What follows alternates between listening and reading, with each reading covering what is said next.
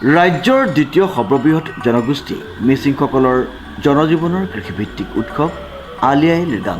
ৰাজ্যৰ বিভিন্ন প্ৰান্তত আলি আই লৃগাং আয়োজনৰ সমান্তৰালকৈ মাজুলীতো মিচিং লোক অধ্যুষিত প্ৰতিখন গাঁৱতে পালন কৰিছে আলি আই লৃগাং। আলি আই লৃগাং আপোনালোকে যে আহিছে, প্ৰথমতে আপোনালোকক ধন্যবাদ জ্ঞাপন কৰিছোঁ। আমাৰ ইয়াতে প্ৰতি বছৰে পৰম্পৰাগতভাৱে আলি আই লৃগাংখিনি পালন কৰা হয় আৰু আমি খুব জাক জমকতাৰে আমাৰ গোটেই সকলো ডেকা গাভৰু মানে আমাৰ ইয়াত চব উপস্থিত থাকে আৰু পৰম্পৰাগত সাজ পিন্ধি আমি আলি আই লৃগাং উদযাপন কৰোঁ। আমি বিশেষকৈ যিকোনো কাৰোবাৰটো নিয়ম মতে আৰম্ভ কৰোঁ। আমি পৰম্পৰাগত যিটো নিয়ম সেই নিয়ম মতে আমি আৰম্ভ কৰোঁ। আমি ধৰক তোৰণৰ পৰাই দেখুৱাইছোঁ। ধৰক তোৰণটোত আমি দুডাল ডাঙৰ মিট দিছোঁ। মিটডাল হ'ল আমি পাহাৰৰ পৰা ভৈয়ামলৈ আহিছোঁ। ভৈয়ামলৈ আহোঁতে আমাৰ হাবি জংঘল আছিলে, সেইখিনি হাবি জংঘল কাটিবৰ কাৰণে মিটডাল ব্যৱহাৰ কৰা হয়। মিটডালৰ মাজতে সূৰ্য এটা আছে। সূৰ্যটো আমি আন্ধাৰৰ মাজৰ পৰা পোহৰলৈ ওলাই গৈ আছোঁ। অৰ্ধ সূৰ্য এইটো আমি আন্ধাৰৰ মাজৰ পৰা হেৰিলৈ ওলাই আহিছোঁ পোহৰৰ মাজলৈ।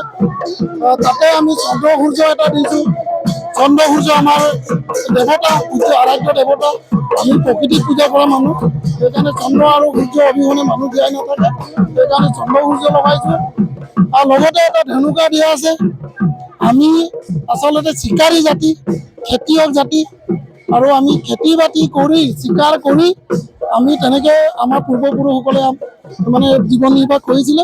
গতিকে তাৰে নিয়মখিনি আমি সকলোখিনি এই নিয়ম অন্ততঃ আজি 5 বছৰমান হ'ল কণ্টিনিউলি আমি সেইখিনি নিয়ম পালন কৰি আছোঁ।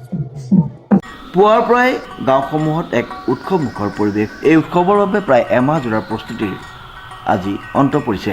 পুৱাৰ পৰাই মিচিং ৰাইজসকল ব্যস্ত হৈ পৰিছে হেঁপাহৰ উৎসৱটিক পালন কৰিবৰ বাবে। আমাৰ মিচিং আলি আই উৎসৱটো বহুত দীৰ্ঘদিনীয়াকৈ পালন কৰি আহিছে।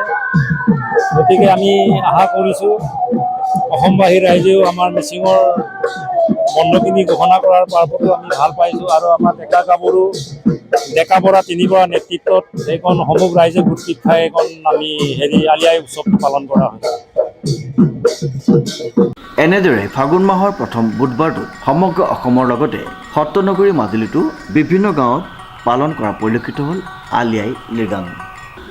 কংকনজ্যোতি শৰ্মাৰ ৰিপৰ্ট, নিউজ নাও।